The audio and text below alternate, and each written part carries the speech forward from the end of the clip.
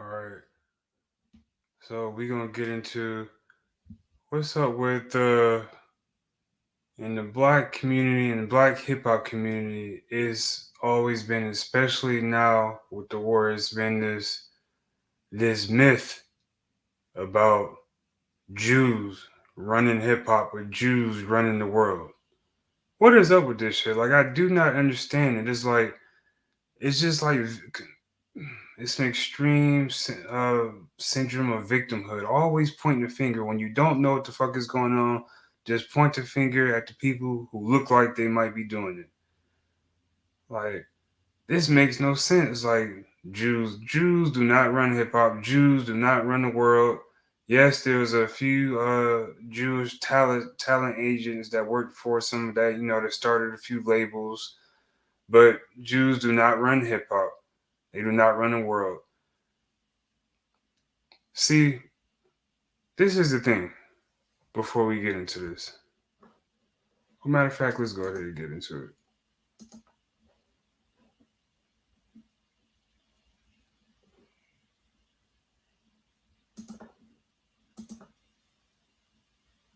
You see, this is who owns hip hop, not the Jews.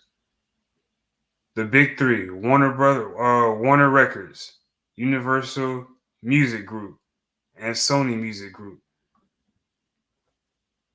These big three companies own all of the major rap labels in hip hop.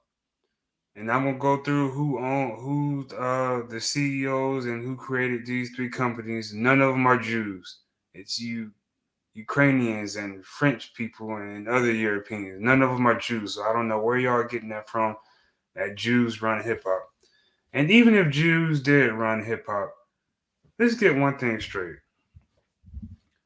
So the myth goes, Jews they purposely only get blacks to rap about selling drugs and shooting guns to destroy the black community. You stupid motherfuckers. Let's get one thing straight. Nobody told them, nobody put a gun to their head and made these people go into rap studios and rap about that shit. This is shit that was already going on in the streets. So the few Jewish talent agents, like the guy from what's the guy from Def Jam? Rick Rubin, and what's the guy who from NWA? I forgot his name. What was his name?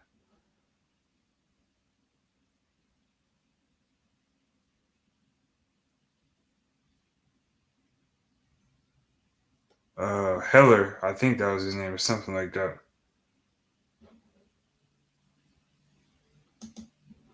But anyway, so they didn't tell these black American rappers to come in here and rap about shooting guns and getting beat up by the police and selling drugs. They didn't tell them to do that. This is shit that was already going on in the streets. This was the culture that was already in our neighborhoods. This is what people wanted to hear. So it sold. When people got on those records and they talked about this stuff, the reason why it sold because you people finally heard on radios people talking about what was going on in everyday life. That's why it sold. There was no huge conspiracy by the Jews to say, "Oh, we're going to put these people on the record label so they can destroy the black community." No, they just wanted to make money.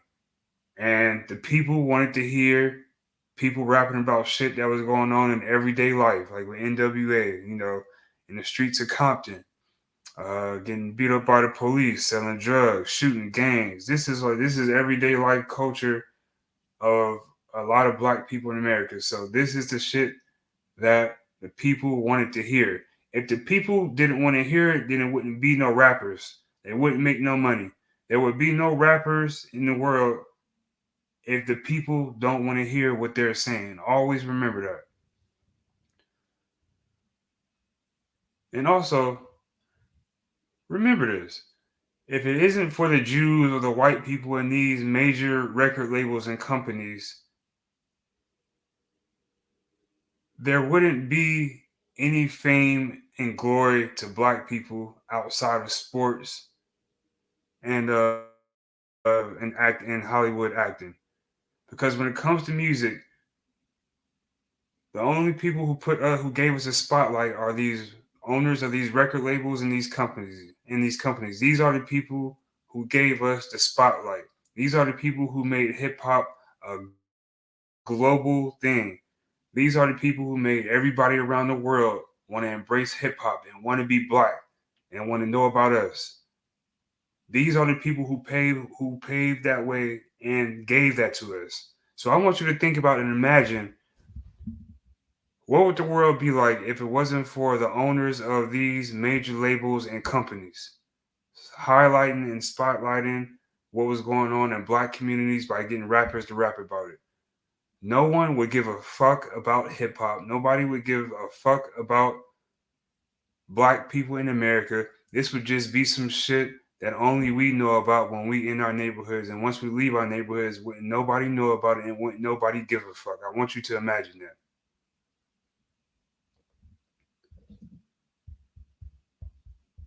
Hip hop would be nothing if it wasn't for the major uh, creators of the companies and the rap labels, or the Jews, should you say. And no, Jews do not run the world. Please stop saying that.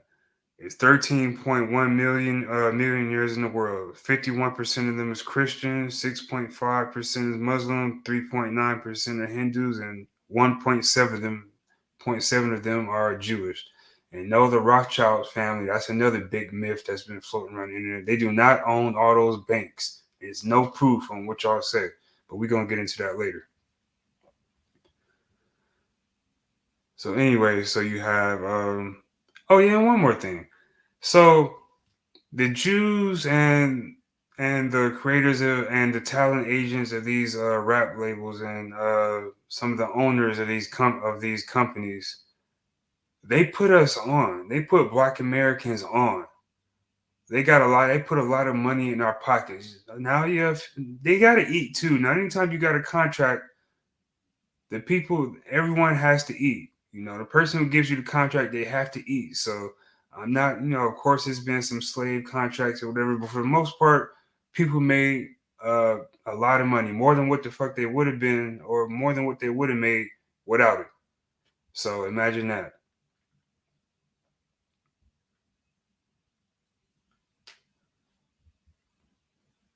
So, and this has been going on since for 50 years or since hip hop started or whatever, but what is this? What is Big Three?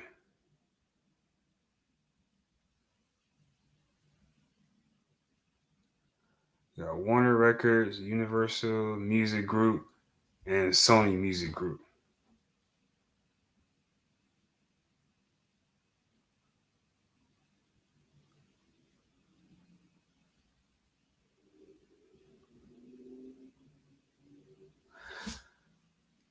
So they put us on with this, and what do we do in exchange? This is why a lot of black people are ungrateful and disloyal.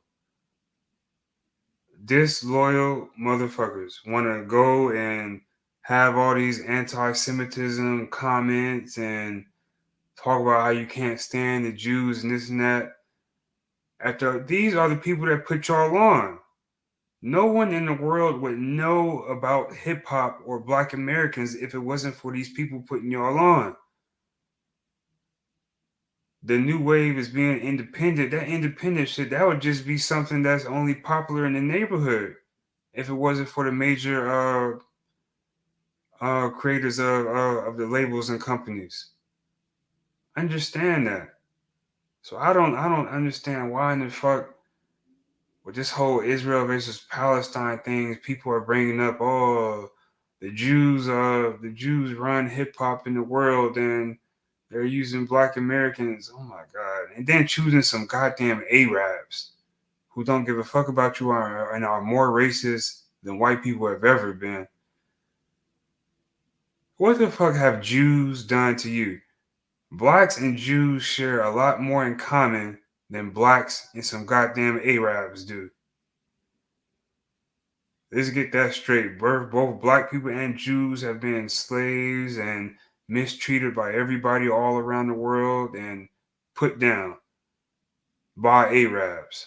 So I'm not saying you gotta love every Jew or whatever, but I'm just saying Jews do not run hip hop in the world, and the few Jews that did have their hands in hip hop, they put a lot of money in people's pockets. They put the spotlight on it. So that's just facts.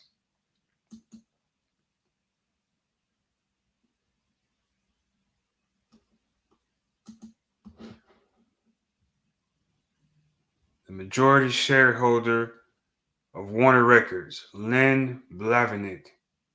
He's a Russian. Go look him up. Not a Jew.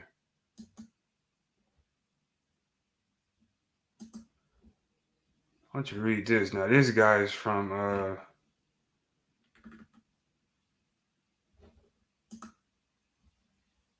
think he's from Warner Records, a CEO or something. More than 170 black and Jewish entertainment industry professionals have signed a unity statement with the goal of improving relations between blacks and Jews while countering racism and anti Semitism in the entertainment community. So, most blacks in the entertainment community have already signed a deal with the Jews. Hip hop has always been, for the most part, a deal in partnership between the blacks and the Jews, or the blacks and certain whites.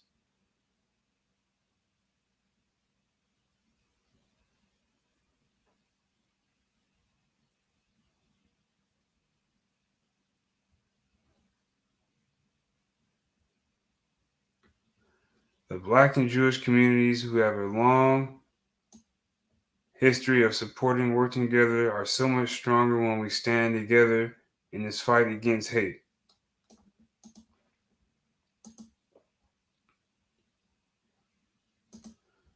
Okay, who owns Universal Music Group?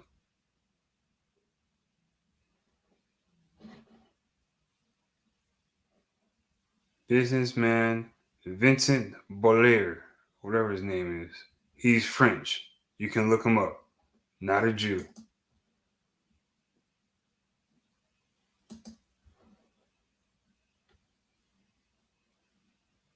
Who owns Sony Music Group?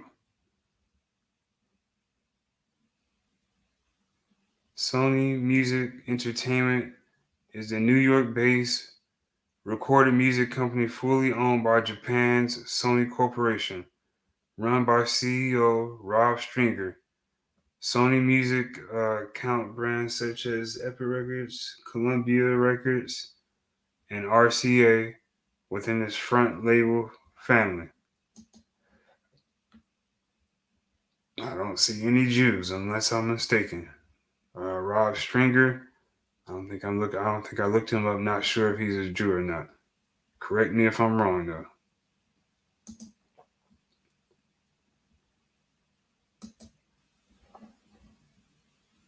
Okay.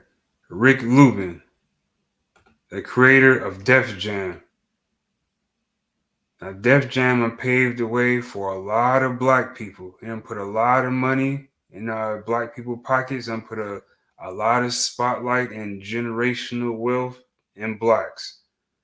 So I don't understand where's all the Jew hate, anti-Semitism hate coming from. These Jews and black partnerships in the music industry have took us both a very long way.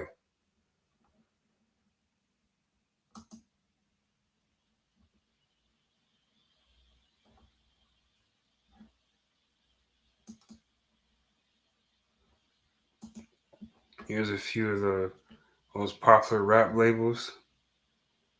I want y'all to tell me of these rap labels, how many of them were created by Jews or owned by Jews? I want y'all to tell me. I don't think many of them.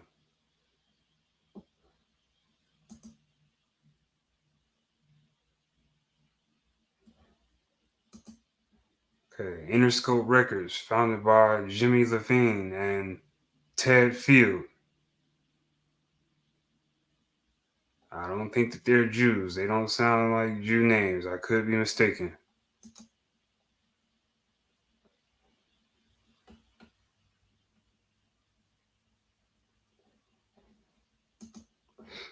Atlantic Records, founded by some some brothers from Turkey, not Jews.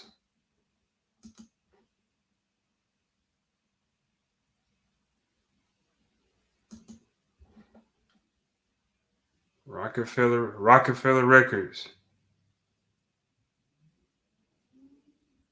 started by who is that? Jay-Z, Damon Dash, and Burke and Kareem Burke.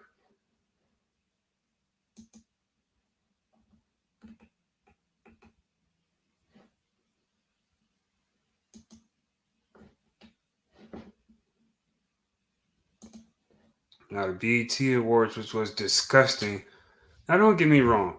I do believe there's somewhat of a conspiracy theory is that now there's something or someone who owns or some type of ideology view in hip hop that is purposely spotlighting the most degenerative, backwards type of people and bringing them to the spotlight and making them popular rappers in entertainment. You know, with all of this whole culture or stripper rap or porn rap, women and all of this shit is disgusting. The BET Hip Hop Awards, I haven't watched that shit in years. It's complete trash. And the BET is owned by who is BET owned by?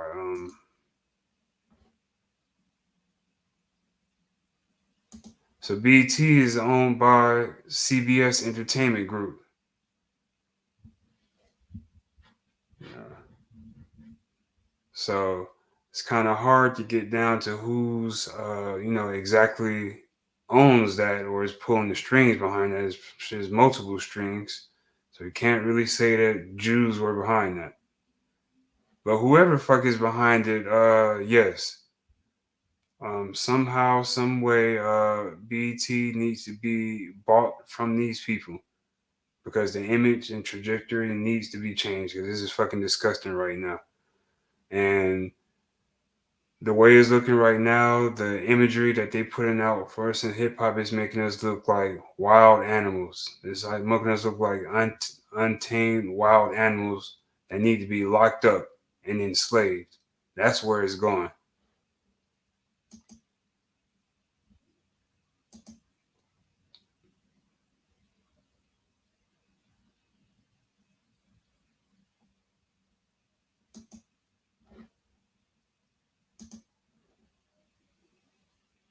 Here, you do have a bunch of Jews who played a significant role in hip hop as talent managers. Among the best known are Heller from NWA, Paul Rosenberg, discovered Eminem, as well as Jewish rappers Action Bronson and The Alchemist. Leela Steinberg, who discovered Tupac Shakur, Earl Sweatshirt, and Todd Moskowitz, who discovered Gucci Man.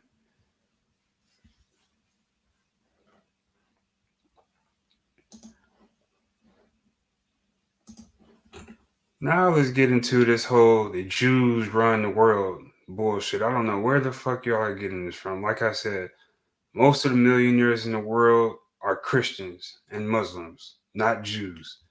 This whole since I've been in high school, the Rothschilds own the world and own all the banks. That's a goddamn lie. You don't know what you're talking about, so close your goddamn mouth.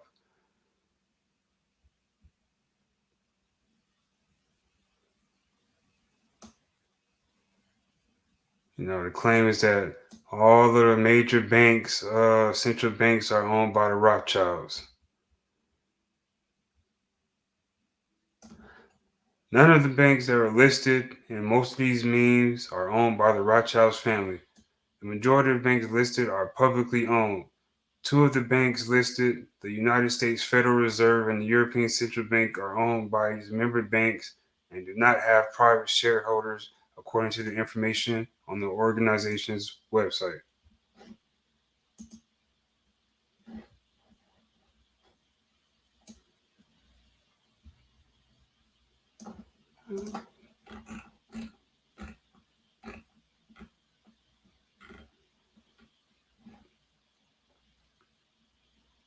The Rothschilds are a Jewish banking family that has long been the subject of anti-Semitic conspiracy theories, claiming the family has exerted influence on regional and national events since the early 19th century.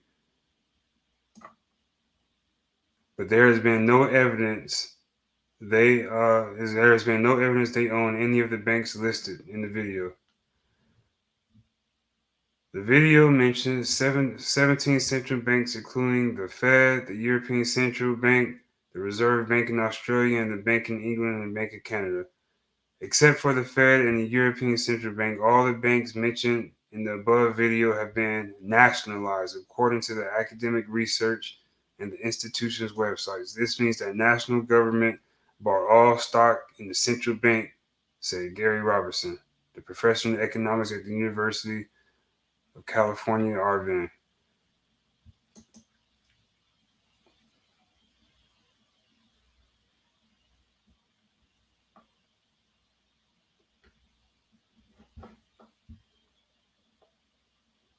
The Fed has a blend of public and private characteristics, and it is not owned by anyone, the organization's webpage explains. Instead, it consists of a central governing board that is appointed by the president and confirmed by the Senate, as well as a decentralized operating structure of 12 regional banks. It does not have individual stockholders, and the stock is owned by member banks. This means that we are not influenced by private financial interests that might affect our independence.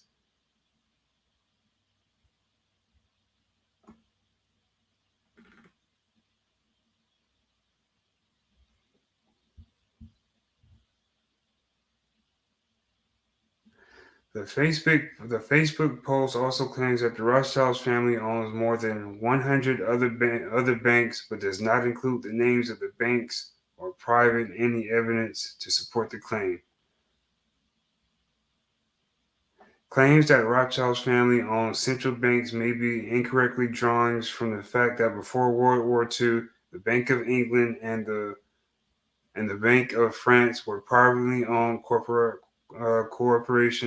Richardson said.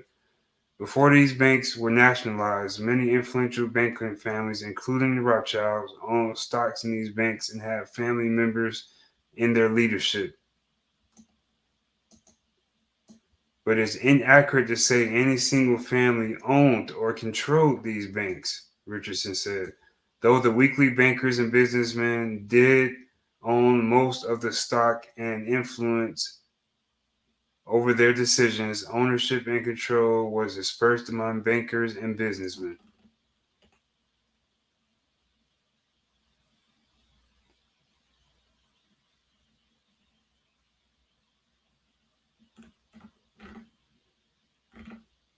So no, the Jews do not run the world. No, the Rothschild Jews do not run all of the banking systems around the world. No, Jews do not run hip hop. Debunked. Have a good night.